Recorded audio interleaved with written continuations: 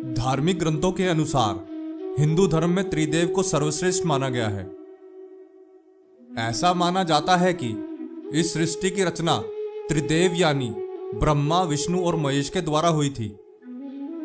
उन्हीं त्रिदेव में से ब्रह्मा जी को सृष्टि का रचयिता माना जाता है, तो वहीं भगवान विष्णु को सृष्टि का संचालक और भगवान शिव को विनाशक के रूप में जाना जाता है। हमारे मन में यह जानने की जिज्ञासा सदैव उत्पन्न होती रहती है कि त्रिदेव में से कौन सबसे शक्तिशाली है। आज हम आपको बताएंगे कि हमारे धार्मिक ग्रंथों के अनुसार इन तीनों में से कौन सबसे शक्तिशाली है।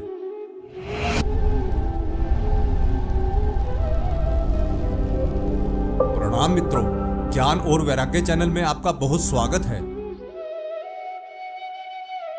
हमारे पुराणों में कुछ कथाएं मिलती हैं जिनके अनुसार हम जान सकते हैं कि त्रिदेव में से कौन सबसे बड़ा है। शिव पुराण के अनुसार एक बार ब्रह्मा जी के मन में स्वयं की उत्पत्ति को लेकर प्रश्न आया।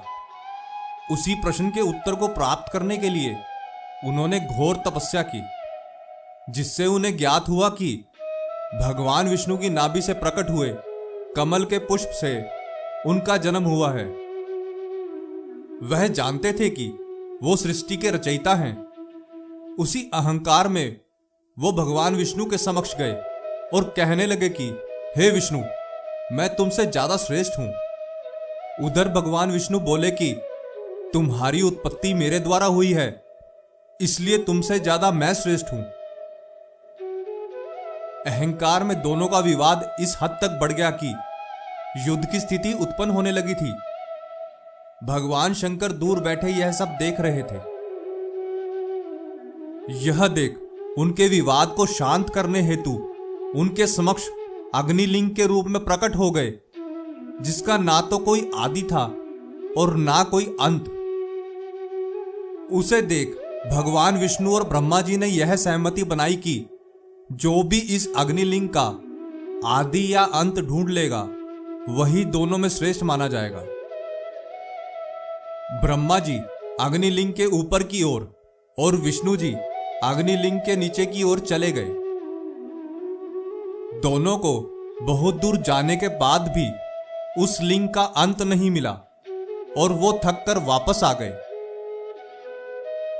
वापस आने के पश्चात भगवान विष्णु ने अपनी पराजय स्वीकार कर ली, किंतु ब्रह्मा जी ने झूठ बोला कि उन्होंने इस लिंग का अंत ढूंढ लिया है। ब्रह्मा जी के मुख से झूठ सुन भगवान शंकर बहुत क्रोधित हो गए और उनके क्रोध से भैरव अवतार ने जन्म लिया। उसी भैरव अवतार ने ब्रह्मा जी का पांचवा मुख अपनी छोटी उंगली के नाखून से काट दिया, जिस मुख से उन्होंने झूठ बोला था। भगवान शंकर ने ब्रह्मा जी को श्राप दिया कि संसार में उनकी पूजा नहीं होगी और विष्णु जी को स्वयं के समान पूजे जाने का आशीर्वाद दिया। शिव पुराण के अनुसार भगवान शंकर ही त्रिदेव में सबसे बड़े हैं। श्रीमद् भगवद गीता के अनुसार एक बार सप्त ऋषिगण आपस में एक विषय पर बात कर रहे थे कि ब्रह्मा, विष्णु और महेश में से कौन सबसे श्रेष्ठ है। तब सप्त ऋषियों में से महर्षि भृगु के मन में विचार आया कि क्यों ना त्रिदेव की परीक्षा ली जाए, जिससे पता चल जाएगा कि कौन सबसे श्रेष्ठ है। सर्वप्रथम भृगु ऋषि ब्रह्मा जी के पास गए और उनके पास जाकर ना ही उनकी स्तुति की और ना ही उन्हें प्रणाम किया। यह देख ब्रह्मा जी को बहुत क्रोध आया। भृगु ऋषि ब्रह्मा जी के मानस पुत्र हैं, यही सोचकर उन्होंने अपने क्रोध को शांत कर लिया। उसके पश्चात भृगु ऋषि महादेव के पास कैलाश पर्वत पर पहुंचे। भृगु ऋषि को आया देख भगवान शंकर मुस्कुराते हुए अपने आसन से उठे और भृगु ऋषि को गले लगाने के लिए आगे बढ़े, किंतु भृगु ऋषि की मंशा तो भगवान की परीक्षा लेने की थी, इसलिए उन्होंने भगवान से गले मिलने से मना कर दिया और कहने लगे कि आपके द्वारा बिना सोचे समझे पापियों और अधर्मियों को दिए गए वरदान की वजह से सृष्टि पर बार बार संकट आता है। ऐसे में मैं आपका आलिंगन भला क्यों स्वीकार करूं? यह सुन महादेव को बहुत क्रोध आया और उन्होंने अपना त्रिशूल उठा लिया। माता पार्वती ने उन्हें किसी तरह शांत किया। फिर भृगु ऋषि बैकुंठ धाम पहुंचे, जहां भगवान नारायण माता लक्ष्मी के साथ क्षीर सागर में विश्राम कर रहे थे। भृगु ऋषि ने वहां जाकर उनके वक्षस्थल पर लात मारी। भगवान नारायण तभी अपने आसन से खड़े हुए और भृगु ऋषि के चरणों में हाथ जोड़कर बैठ गए और बोले कि हे महर्षि, मेरा वक्षस्थल बहुत कठोर है, आपके पैर में कहीं चोट तो नहीं आई ना? मुझे क्षमा कीजिए, क्योंकि मुझे ज्ञात नहीं था कि आप यहां आने वाले हैं और इसी कारण मैं आपका स्वागत नहीं कर सका। कृपया आसन ग्रहण करें। भगवान का करुणा भाव देखकर भृगु ऋषि की आंखों में आंसू आने लगे।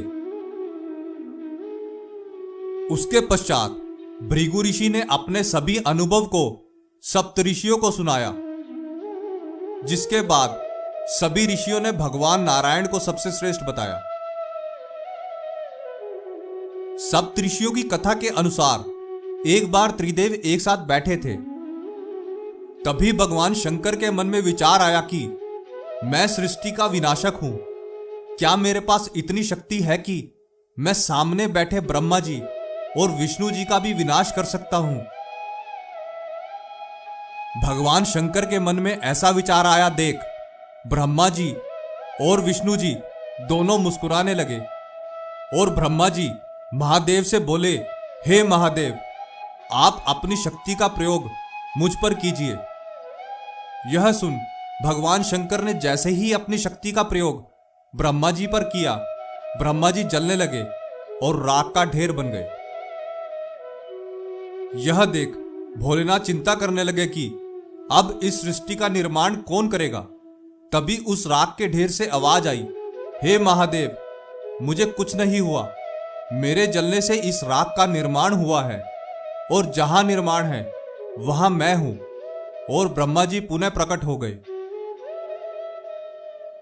फिर भगवान नारायण बोले, हे महादेव, अब आप अपनी शक्तियों का प्रयोग मुझ पर कीजिए।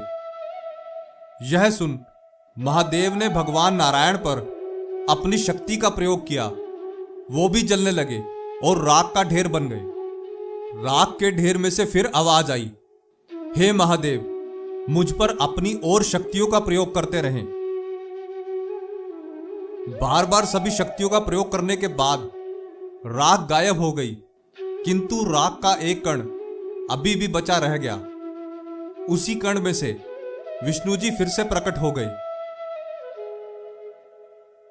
उसके बाद भगवान शिव के मन में विचार आया कि अगर वो खुद का ही विनाश कर लें तो क्या ब्रह्मा जी और विष्णु जी का भी विनाश हो जाएगा? क्योंकि जहां विनाशक ही नहीं होगा वहां किसी और का होना कैसे संभव है? जैसे ही भगवान शिव ने अपने ऊपर शक्तियों का प्रयोग किया, वो जलकर राख का ढेर हो गए और उनके साथ साथ भगवान विष्णु और ब्रह्मा जी भी राख का ढेर हो गए।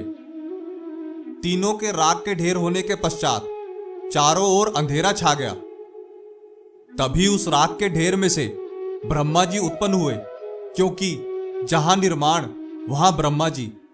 उसके पश्चात विष्णु जी प्रकट हुए, क्योंकि जहां निर्माण वहां संरक्षक।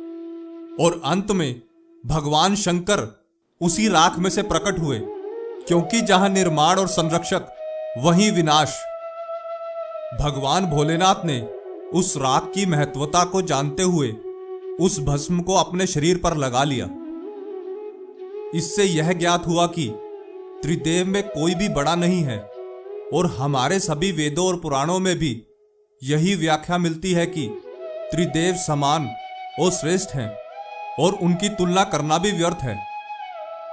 आशा करते हैं कि हमारी प्रस्तुति आपको काफी पसंद आई होगी। आपसे अनुरोध है कि आप इस वीडियो को ज्यादा से ज्यादा लोगों तक पहुंचाने के लिए लाइक, शेयर और सब्सक्राइब करें। धन्यवाद।